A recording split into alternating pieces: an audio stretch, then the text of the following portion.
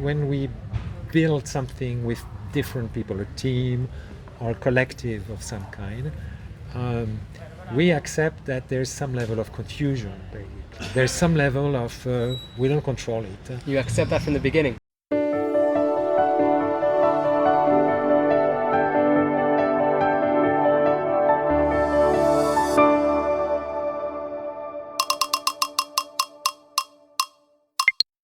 Hello, Ed. Good afternoon. How are you doing? Hello. I'm very good, and you? I'm doing great. A pleasure to be here. Really happy to come all the way here to the ministry in Nepal, and I love all the beautiful work you were just talking about. Before we turn the camera on, and it's amazing the work you do, and we'll also connect it later on. Your NGO and amazing projects. But I want to take for a second a step back. We said in life that you basically you go like to the top CEOs and to people that they're already the head of the organization, they're the leadership, and you basically help them take that organization, company, whatever it is, even to the next step. So they already achieved things in life, but you also help them to push forward and basically to be a better leader and to be right, basically take wherever their place they are right now to the next step. So that's really nice, and I think it's more than nice because it's amazing. It's people that have got achievements, but I really do believe.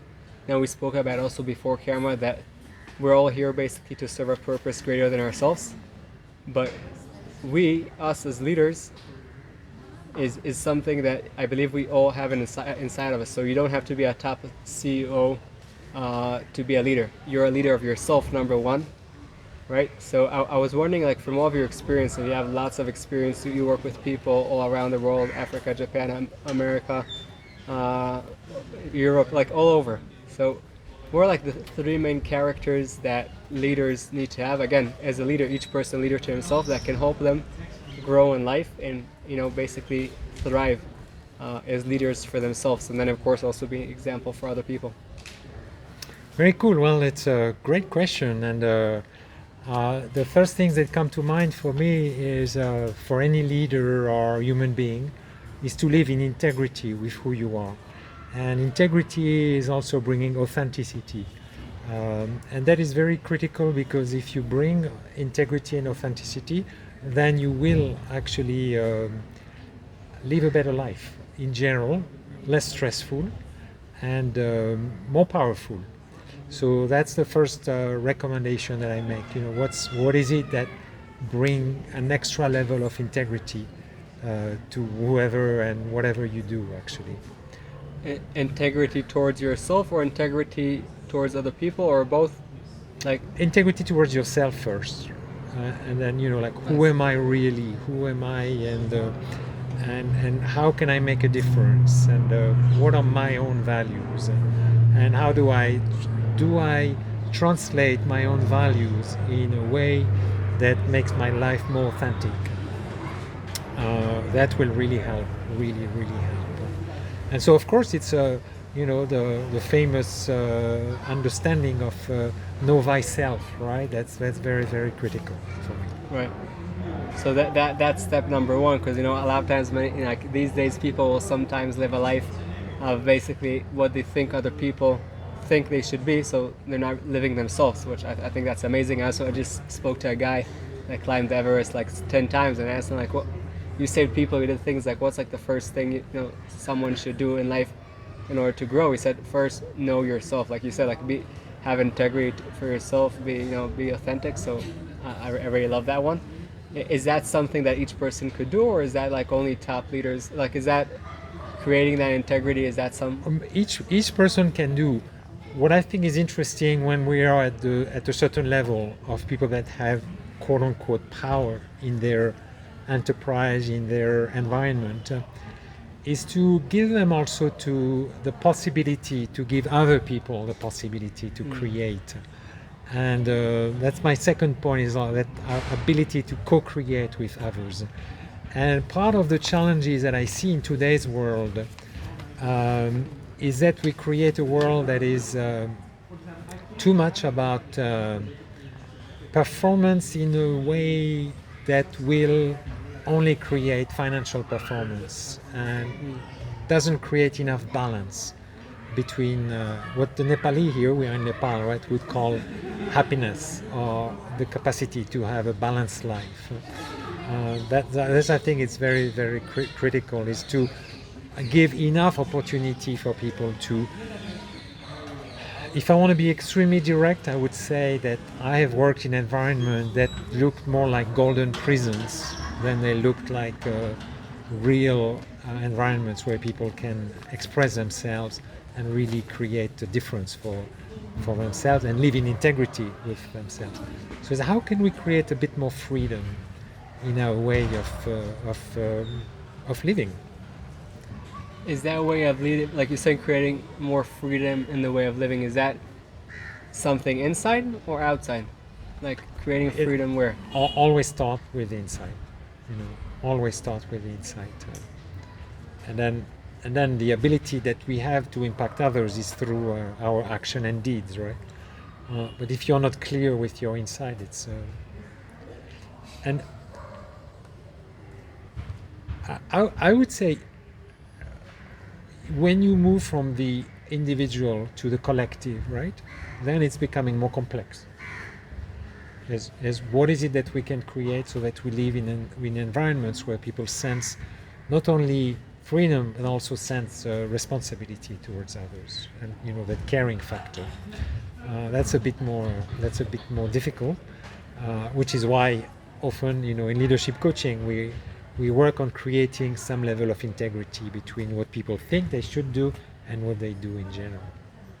And usually there's some type of difference between the two. Yeah. I understand that. So, like, as a person, like I said, we're right now talking about people leading themselves. So if they have that integrity, that authenticity, and creating some type of freedom inside themselves with, I guess you said also with co-working with other people, right?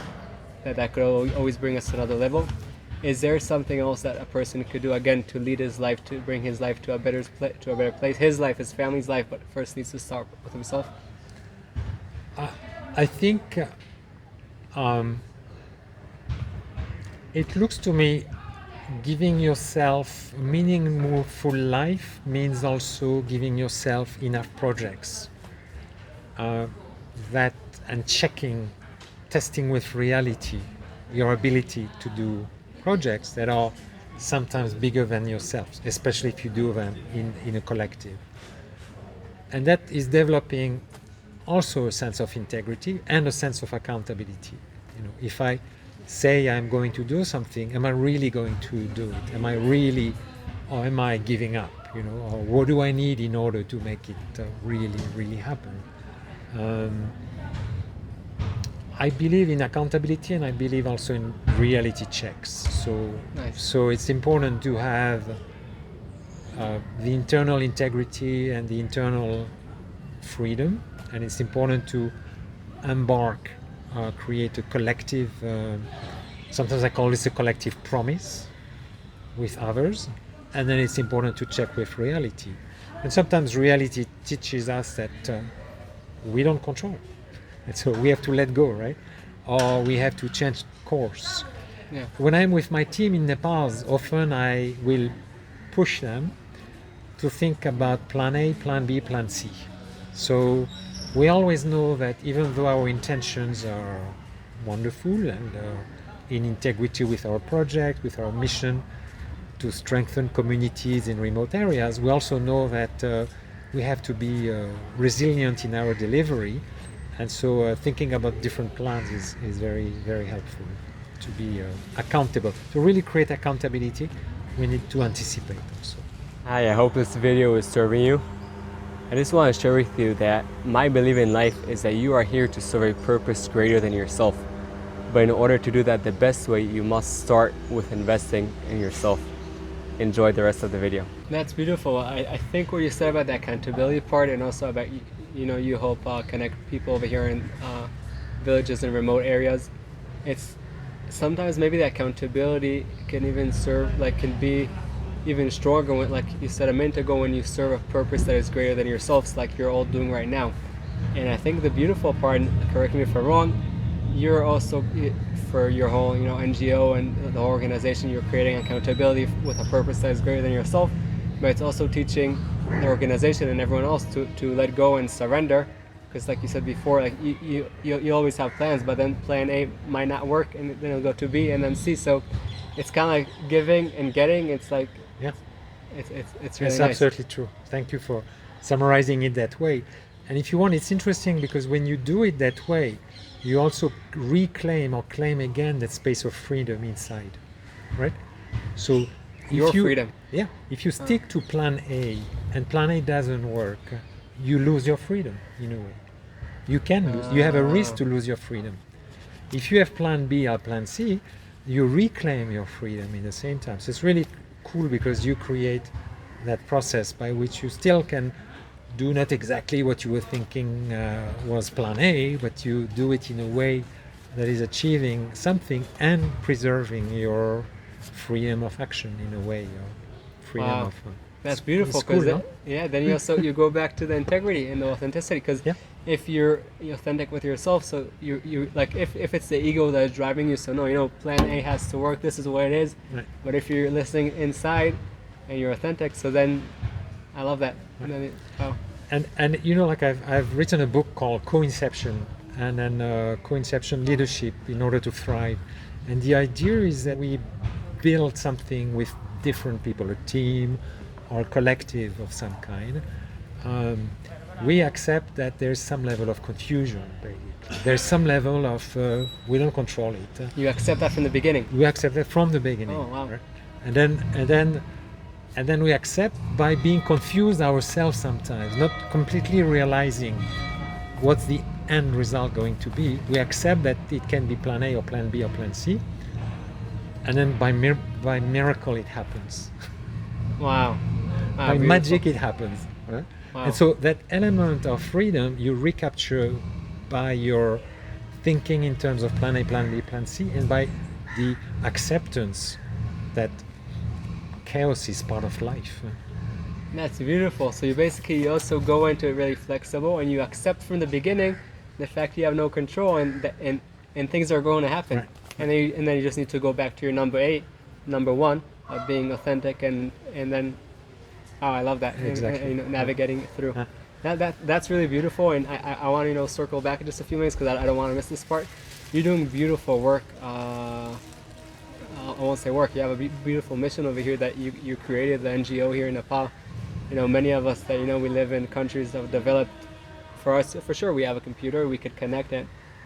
Over here, like the work you brought here to Nepal, of connecting people. I'll say from what we spoke before, first to themselves, and then through that also connected them to the options outside. That it's amazing. Like I think it's really great, and I want to understand how can people from the outside first, if someone wants to support or if he wants to read more, is there a way to find out more about it? And also if you just want to say a few words about the organization, that way people get some more of an understanding, because that's leadership.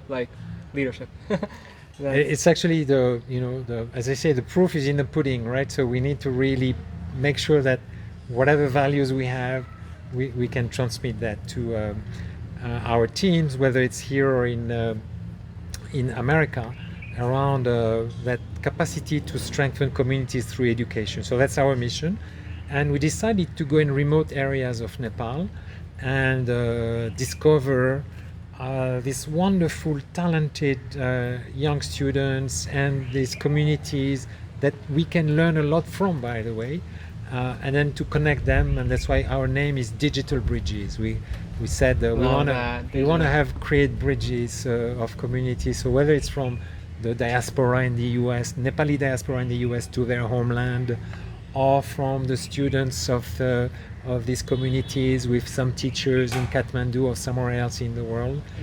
We want to really tell them that despite the fact that they're in remote areas, they are connected and we are connected to them, and we still can continue learning from them and they learn from us. Love it both ways. That's all one. both ways. That's really the intention. Nice. And ultimately, if we can help them and support them creating a life in these wonderful environments, wonderful nature they live in, but if they can have enough possibilities to stay there as opposed to come and absolutely want to leave Nepal or Yeah. live in big cities, I think our mission will have served a greater purpose if we do that. Oh, I'm sure. Yeah. I have. Well, regarding the beautiful areas they live, I just came back from backpacking, so that I could say for sure. But also, what you just now showed me before about the beautiful work and that connection that you do between them to the rest of the world, and how it works both ways, like you said, and you're giving them that opportunity. I think that's really beautiful. I'll also put in the comments below. People could go into the website and look more into that. Please. I think it's amazing for each person just to learn from that. And also, of course, And- your book. Everything's beautiful work. I really appreciate it. Everything. Thank you. One more thing is for us, now we are so convinced that we have a great tool that people can use in different ways, whether it's for schools or communities that are in remote areas, so we help them be connected. We believe that we will go in other countries than Wow. Nepal. So we have a big plan to have 100 of our computer learning environment centers installed in Nepal. And we That's a lot. believe that when we have around 20 or 30, we can start going to a different country. So we can And- also impact other communities throughout the world that would benefit from this little help, like little leverage point, like really helping people, get to. But it has to be them, right? Getting to a different stage in their life journey. Wow, you just said a beautiful word. It has to be them. So the computers is like the point here is like them, like they have to bring them themselves, and then the computer will be a tool that can help them to do that connection. But we spoke out off camera. First, you want them to bring them themselves, and the computer will be an instrument that would help them to do that connection. Exactly. And I think that's beautiful because you're creating. We're all people. We're all human beings, and you're creating a one. I'll say it's not an entity, it's just a one whole of human beings that we all learn from each other, but it all starts within us inside, and the technology is a great tool, but it's a tool. Yeah, exactly. It's a very important factor. And even though we live in a world where, if you don't have technology, you basically can't exist today, right? We also think that technology is just a mean to help us be better interrelated, better communicators, and create a better understanding of who we are as human beings. So, yeah, just a tool. I'll say first, of course, Dhanyabad. Thank you for all of your beautiful work. I know it's really amazing. It's inspiring. Also the work, of course, we do here, but also all the leaders that you help all around the world. When you help a leader in a business, so they inspire the people around them, and then that's their families, and the circle just grows. So it's beautiful. Yeah. I really appreciate your time, because I know you're busy here with your mission. So I really value the time that you gave, and wish the best with the organization, and hope to see you again. Thank you. We have created a nice bridge here. Yeah, for sure. And I really like the name of the company. Yeah. It's really nice. Digital Bridges for Nepal, right? That's our name. Yeah. That's bridge. Just Thank makes you it- so much here. I appreciate it. Thank you very much for your time. See you Thank soon. you. Feri Betola, as they say here. Arrivederla. Oh, We'll see you soon. Oh, okay. See you soon. Sounds great. Thank you very much. Bye. Bye-bye. I hope you enjoyed the video and you got some tools to overcome your challenges and light your path. For us to help other people, please press that thumbs up and subscribe to the channel. And don't forget that the most amazing things in life are the one you take for granted.